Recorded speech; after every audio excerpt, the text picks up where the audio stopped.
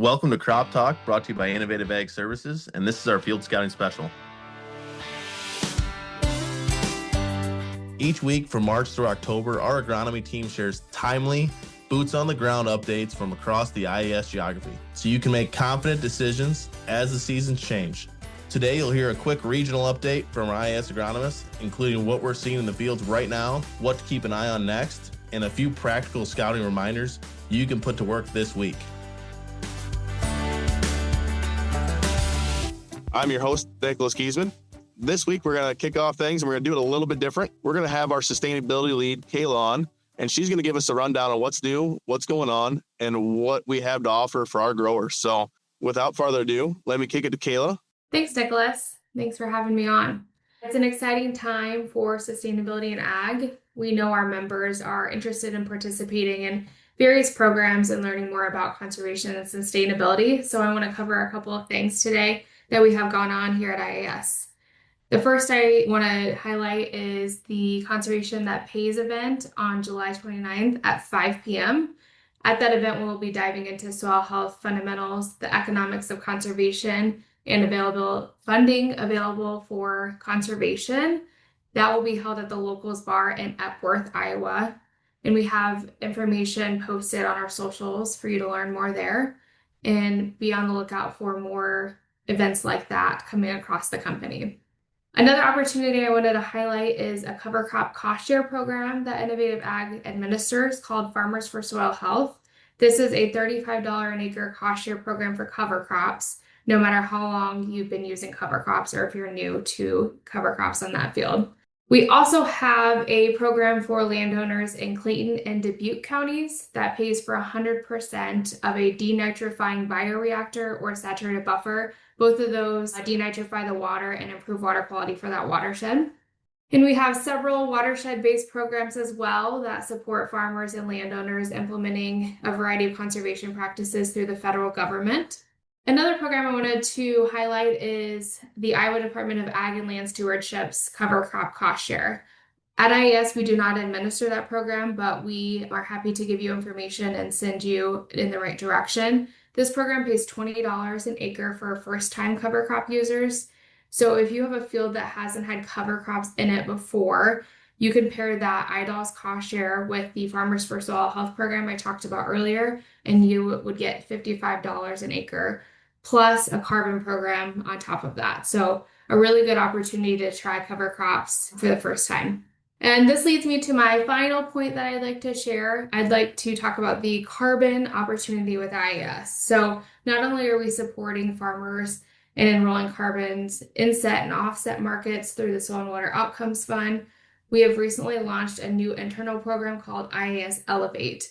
So that program will support IAS customers that market grain to and through IAS to understand the market and market their carbon intensity score, or CI. Due to our ownership of the Pine Lake Corn Processors plant in Hardin County, IAS and our customers have the opportunity to be leaders in accessing the 45Z biofuels tax credit opportunity, no matter where the farmer is located. So if you're marketing grain to or through IAS, you are eligible for this program, and I would encourage you to reach out to your local sales agronomist or grain originator to learn more about that program. Kayla, that was some great information. It sounds like there's a lot of opportunity, whether it be from cover crops to cost share programs all the way into some carbon credit stuff. What does a customer, an Innovative Ag customer, have to do to get involved in, let's say, the 45Z program for carbon? What is going to be required of them?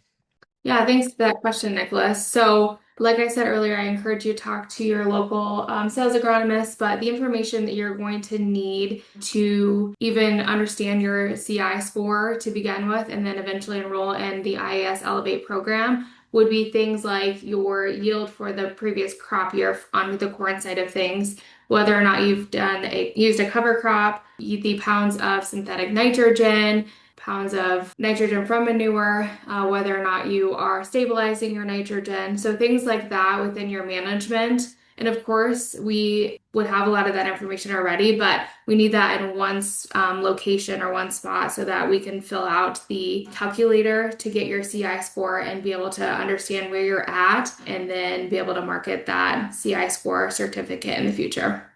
That's awesome. So just that entry level management information that, what's going on every acre, yield data, and that's enough to get them kicked off and enrolled or, to figure out what their CI score is. That seems very easy to obtain. Yeah, we're trying to make this as accessible as possible for the IAS customer. So we encourage you, even if you don't have all of those data points collected, to begin that conversation with your local sales advisor so that we can get the ball rolling there.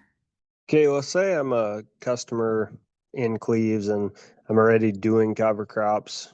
I've done them or am doing them on all my fields. What programs would be the best for me to take advantage of? And to further on that, say I'm in Nicholas's area, so Cascade area, would those programs be the same, or are there different programs that, different areas can take advantage of? Yeah, that's a good question, Owen. So what I would say for a previous cover crop user is that Farmers for Soil Health program, the $35 an acre, you can use that for cover crops no matter if you've used cover crops in that field before or not. So that would be a good opportunity. And that funding comes from the federal government. So you can pair that with a carbon program or really this 45Z opportunity, because that is going to be year by year. It's not going to matter what you did 5 years ago, right? So the 45Z opportunity combined with the Farmers for Soil Health will be a good pairing for cost share. In addition, in some parts of eastern Iowa or eastern part of our territory, there are those watershed projects that pay for cover crops that